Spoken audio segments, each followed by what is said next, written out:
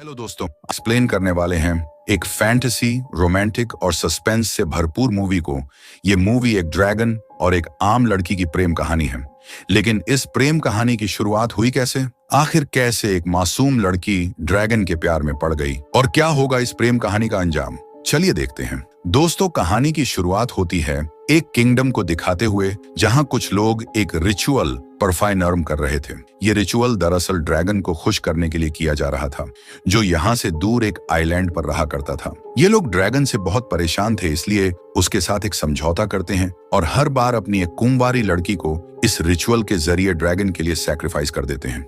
ये ड्रैगन बहुत ही शक्तिशाली था, जिसका मुकाबला आज तक कोई नहीं कर पाया था, क्योंकि ये एक मैजिकल आइलैंड पर रहता था जिसे सिर्फ एक सच्चा आशिक ही देख सकता था। हर बार की तरह इस बार भी ये लोग उसे बुलाने के लिए एक गाना गाते हैं और ड्रैगन इस लड़की को लेकर चला जाता है और एक बार फिर किंगडम में खुशियां छा जाती हैं।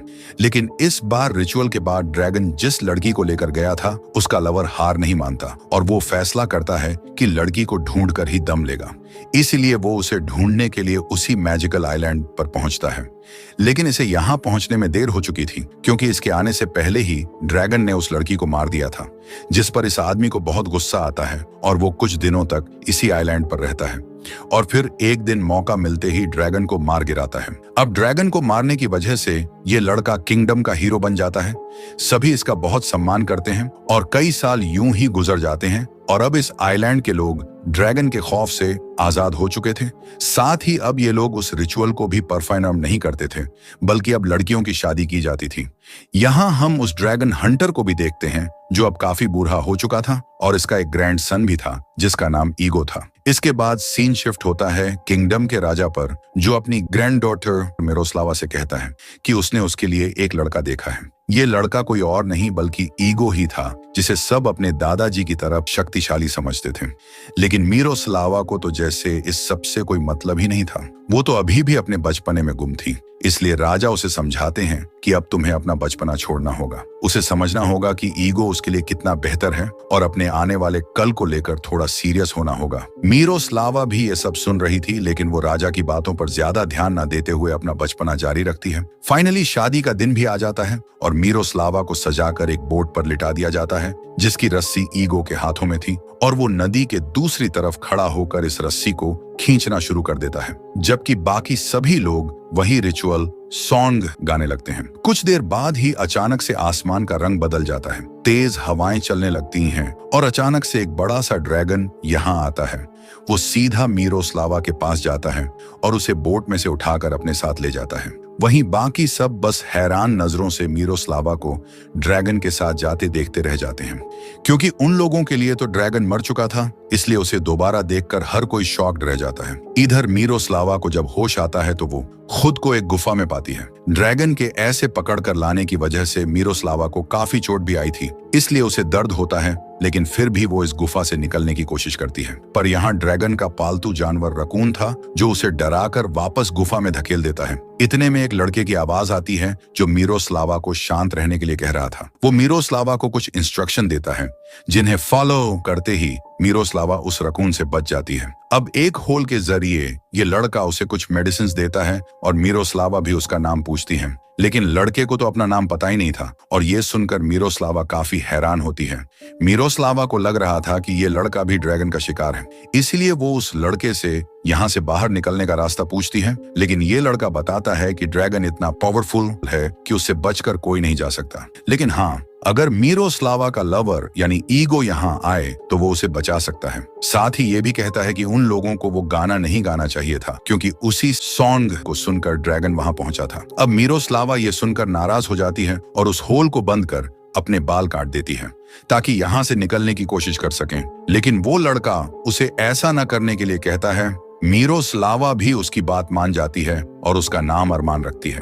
अब ये दोनों हाथ मिलाकर दोस्ती करते हैं, लेकिन अरमान मिरोस्लावा का हाथ पकड़कर खींचने लगता है और उसे बताता है कि ड्रैगन आ गया है, इसलिए वो उस गुफा से बाहर ना आए। इतने में ड्रैगन मिरोस्लावा के ऊपर पत्थर फेंकता है और मिरोस्लावा एक कोने में आंखें बंद करके बैठ जाती है। इस गुफा का होल इतना छोटा था कि ड्रैगन इसके अंदर आ ही नहीं सकता था, इसलिए वो वापस लौट जाता है और एक बार फिर मिरोस्लावा अपनी छोटी की हेल्प से यहाँ से निकलने की कोशिश करती है, पर कोई फायदा नहीं होता। मिरोस्लावा को लग रहा था ड्रैगन अरमान को अपने साथ ले गया है, इसलिए वो अरमान की साइड केव को हिलाती है और दीवार पर पत्थर मारने लगती है, जिस वजह से बाहर जाने का रास्ता खुल जाता है। जहां मिरोस्लावा देखती है कि अरमान कहीं नहीं है, लेकिन कुछ कदम चलते ही उसे ड्रैगन मिलता है, जिससे बचने के लिए मिरोस्लावा एक गुफा में घुस जाती है, जिसका मुंह छोटा होने की वजह से ड्रैगन बाहर ही रह जाता है। लेकिन मिरोस्लावा पर अटैक करने के लिए फायर फेंकता है, लेकिन मिरोस्लावा बच जाती है, पर ड्रैगन का पेट खून उसके पीछे जाता है। मिरोस्लावा भागती हुई एक ऊंची सी जगह पर पहुंच जाती है, जहां अरमान उसी रकून के साथ पहुंचता है। अरमान को रकून के साथ देख मिरोस्लावा को डाउट होता है कि शायद अरमान भी ड्रैगन के साथ मिला हुआ था, इसलिए वो अरमान को खुद से दूर करती है और इसी चक्कर में नीचे गिर जाती है। अरमान उसे बचाने के लिए छलांग लगाता है और यहाँ रिवील होता है कि अरमान ही असल में ड्रैगन था। वो ड्रैगन में ट्रांसफॉर्म होता है और मिरोस्लावा को बचाने के चक्कर में खुद कहजमी हो जाता है, पर मिरोस्लावा इतनी डरी हुई थी कि नीचे गिरते ही अरमान को छोड़कर यहाँ से भागने लगती है। पर यह आइलैंड समुद्र के बीचों बीच था, इसलिए मिरोस्लावा को कोई मदद नहीं मिल सकती थी। वो भी जानती थी कि उसका यहाँ से निकलना असंभव है। इधर अरमान भी वापस से अपने ह्यूमन रूप में आ जाता है और रकून उसे बचाने की कोशिश करता है, पर वो इतना छोटा था कि चाहकर भी अरमान की मदद नहीं कर सकता था। अब मिरोस्लावा भी दूर खड़ी ये सब देख रही थी। वो पहले तो अरमान को यूं ही छोड़ यहाँ से जाने लगती है, लेकिन फिर उसे अरमान पर तरस आता है और वो वापस आकर उसे पानी से बाहर निकालती है। इतने में रकून भी अरमान के लिए कुछ कपड़े ले आया था। मिरोस्लावा अरमान को वो कपड़े पहनाती है और उसे खींचती हुई एक गुफा में लाकर सुला देती है और खुद भी यहीं सो जाती है। अगली सुबह अरमान बेहोशी की हालत में बड़बड़ाता है कि इससे पहले बहुत देर हो जाए, ड्रैगन को मार दो। ये सुन मिरोस्लावा उसे होश में लाने की कोशिश करती है, लेकिन इतने में अरमान के अंदर का ड्रैगन एक बार फिर जाग जाता है। ये देख मिरोस्लावा डर के मारे समुद्र के पास जाती है और मदद के लिए चिल्लाने लगती है, पर यहाँ उसके अलावा दूर दूर तक कोई नहीं था और शाम होते ही तेज तूफान भी आता है, इसलिए मिरोस्लावा मायूस होकर वापस गुफा के अंदर आती है। यहाँ वो कुछ कपड़ों की मदद से अरमान और अपने लिए एक टेंट बनाती है। इसके बाद अरमान के जख्मों पर दवाई लगाती है और जैसे ही वो ड्रैगन में कन्वर्ट होता है, उसे सायनंग सुनाकर सुला देती है और खुद भी अरमान और रकून के साथ यहीं सो जाती है। रात को मिरोस्लावा को एक सपना आता है, जिसमें वो देखती है कि ईगो उसे ढूंढता हुआ वहां पहुंच चुका है। वो भागकर ईगो को गले लगाती है और कहती है कि वो उसे यहाँ से ले जाए। मिरोस्लावा अब सच में यहाँ से जाना चाहती थी, लेकिन वो ईगो को इमेजिन करके गलती से अरमान को हक कर लेती है। अरमान भी उसे कस के पकड़ता है और किस करने ही वाला था कि तभी मिरोस्लावा की आंख खुल जाती है। वो देखती है कि उसके पास ही आग जल रही है और कुछ फ्रूट भी रखे हुए हैं। ये सब असल में अरमान ने मिरोस्लावा के लिए रखे थे और अरमान का ये अपनापन देख मिरोस्लावा को भी बहुत खुशी होती है। वो समझ चुकी थी कि अरमान उसे मारना नहीं चाहता है, इसलिए वो फ्रूट खाती हुई बाहर जाती है जहां अरमान फिशिंग कर रहा था। मिरोस्लावा अरमान के पास जाती है और उससे बात करने की कोशिश करती है, लेकिन अरमान तो बात करने को तैयार ही नहीं था, इसलिए मिरोस्लावा अरमान को सताने लगती है और आखिरकार उसे भी मिरोस्लावा से बात करनी पड़ती है। मिरोस्लावा पूछती है कि जब तुम मुझे मारना नहीं चाहते तो फिर मुझे वापस घर क्यों नहीं छोड़ाते? अरमान बताता है कि ये सब उतना भी आसान नहीं है जितना वो समझती है और यहाँ अरमान अपनी पास्ट लाइफ के बारे में रिवील करता है, जहां हम छोटे से अरमान को देखते हैं जो अपने फादर के साथ इसी आइलैंड पर रहा करता था। अरमान के फादर असल में वही ड्रैगन थे जिनके लिए किंगडम के लोग रिचुअल किया करते थे। अरमान को भी अपने डैड बहुत पसंद थे और वो भी उन्हीं की तरह एक शक्तिशाली ड्रैगन बनना चाहता था, लेकिन फिर एक दिन उसे समुद्र में एक लकड़ी का बॉक्स मिला और उसके अंदर रखी चीजों ने अरमान को बिल्कुल बदल दिया।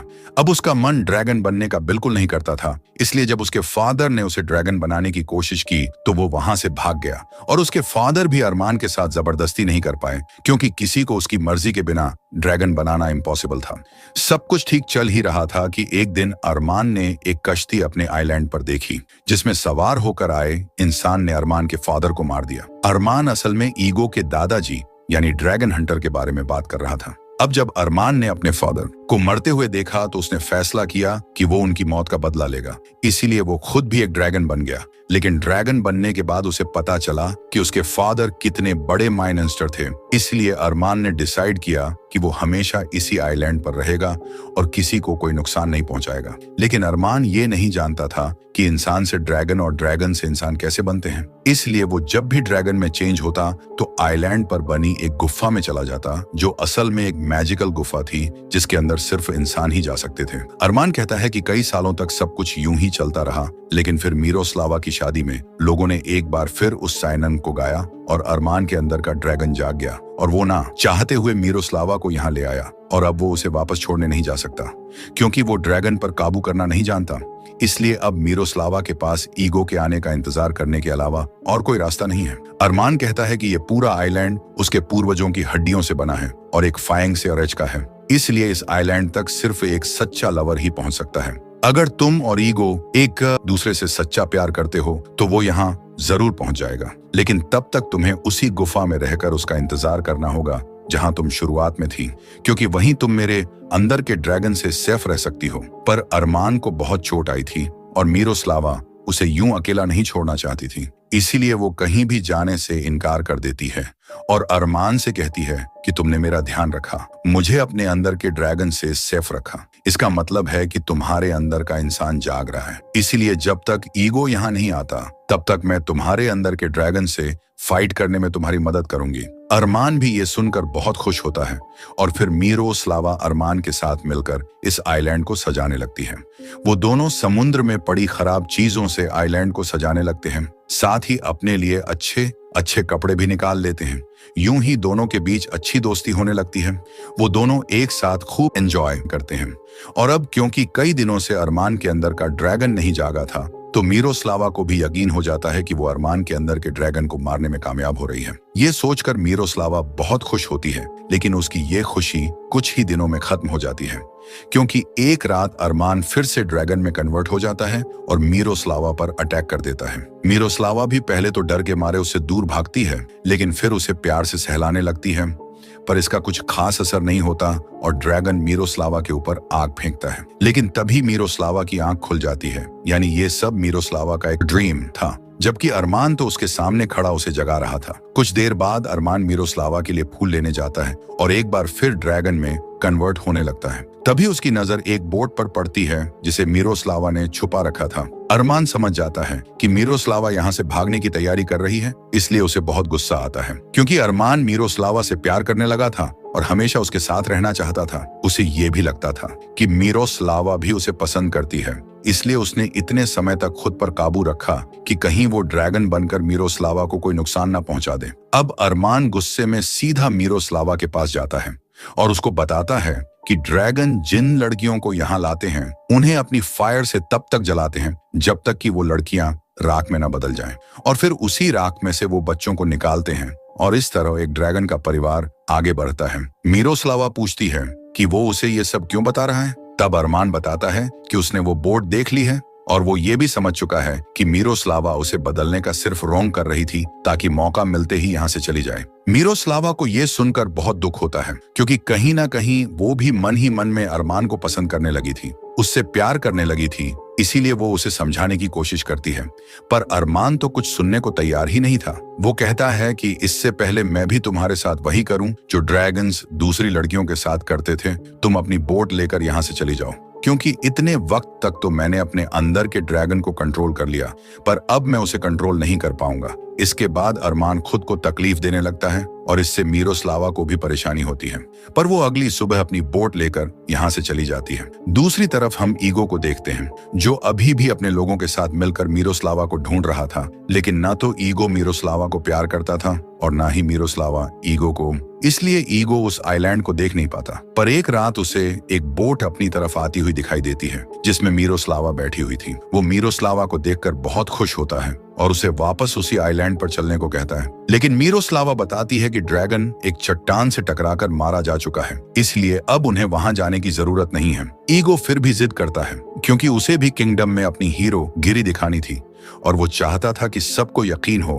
कि वो भी मिरोस्लावा से प्यार करता है। लेकिन मिरोस्लावा कहती है कि उसे अब उस आइलैंड पर वापस नहीं जाना है, वो बस अपने घर जाना चाहती है। ईगो भी मिरोस्लावा की बात मान जाता है और अपने साथियों के साथ उसे लेकर वापस अपने घर लौट जाता है, जहां राजा मिरोस्लावा को देखकर बहुत खुश होते हैं और एक बार फिर मिरोस्लावा और ईगो की शादी की तैयारियां की जाती हैं। एक बार फिर इनकी शादी का दिन आता है और मिरोस्लावा को तैयार कर एक बार फिर बोट में बैठाया जाता है। दूसरी तरफ खड़ा ईगो इस बोट को अपनी तरफ खींचने लगता है, लेकिन बोट में लेटी मिरोस्लावा की आंखों में आंसू थे और उसे समझते देर नहीं लगती कि वो ईगो से नहीं बल्कि अरमान से प्यार करती है। और उसे इस बात से कोई फर्क नहीं पड़ता था कि अरमान एक ह्यूमन के साथ साथ ड्रैगन भी है। वो अपने प्यार को किसी भी कीमत पर खोना नहीं चाहती थी, इसलिए वो इस शादी को रोकने के लिए जोर से चिल्लाकर कहती है कि वो ईगो से नहीं बल्कि ड्रैगन से प्यार करती है। ये सुन सभी हैरान रह जाते हैं और ईगो रस्सी को जल्दी जल्दी अपनी तरफ खींचना शुरू कर देता है, पर मिरोस्लावा उस रस्सी को निकाल देती है और उसी साइनंग को गाती है जो ड्रैगन्स को अपनी तरफ अट्रैक्ट करता था। दूसरी तरफ हम अरमान को देखते हैं जो मिरोस्लावा को बहुत याद कर रहा था और उसकी याद में एक चट्टान से छलांग लगाने ही वाला होता है कि तभी उसे मिरोस्लावा की आवाज सुनाई देती है और वो अपनी मंजिल के लिए निकल जाता है। इधर मिरोस्लावा के गाना गाते ही हवाओं का रुख बदल जाता है और अरमान ड्रैगन में बदलकर यहाँ आता है और मिरोस्लावा को अपने साथ ले जाता है। मिरोस्लावा को जाता देख ईगो ड्रैगन पर भाले से हमला करने की कोशिश करता है, लेकिन उसका भाई उसे रोक देता है। वो कहता है कि तुमने कभी मिरोस्लावा से प्यार किया ही नहीं, तो ऐसा क्यों कर रहे हो। वो ईगो को एक पंच मारता है क्योंकि ईगो के ऐसा करने से उन सब की जान खतरे में पड़ सकती थी। इधर ड्रैगन मिरोस्लावा को लाकर उसके ऊपर आग उगलने की कोशिश करता है, लेकिन मिरोस्लावा अब उससे नहीं डरती थी। वो बेबाक होकर उसके सामने खड़ी हो जाती है और कहती है कि मुझे कोई फर्क नहीं पड़ता तुम्हारी सच्चाई क्या है, तुम इंसान हो या ड्रैगन, मैं बस तुमसे प्यार करती हूँ और तुम्हारे साथ रहना चाहती हूँ, लेकिन अगर तुम मुझे मारना चाहते हो तो मैं इसके लिए भी तैयार हूँ। इतना कहते ही मिरोस्लावा ड्रैगन के सामने बाहें फैलाए बैठ जाती है। ड्रैगन मिरोस्लावा की बातें सुनकर बिल्कुल हैरान था, क्योंकि ये पहली बार था जब किसी इंसान ने उसे नफरत की जगह प्यार भरी नजरों से देखा था। इसलिए वो मिरोस्लावा की तरफ आगे बढ़ता है, लेकिन उस पर हमला करने की जगह उसकी गोद में सर रखकर बैठ जाता है। यानी अब अरमान ने ड्रैगन पर काबू करना सीख लिया है। इसके बाद कई साल बीत जाते हैं और अब इसी आइलैंड पर मिरोस्लावा, अरमान और इनकी एक प्यारी सी बेटी रहती है जिसे ये दोनों बहुत प्यार करते थे। इसका ध्यान खुद रकून रखता था। अरमान आज भी अपने ड्रैगन वाले रूप में आता है, लेकिन वो किसी को नुकसान पहुंचाने की जगह मिरोस्लावा को अपनी सवारी करवाता है। इसी के साथ ये कहानी यहीं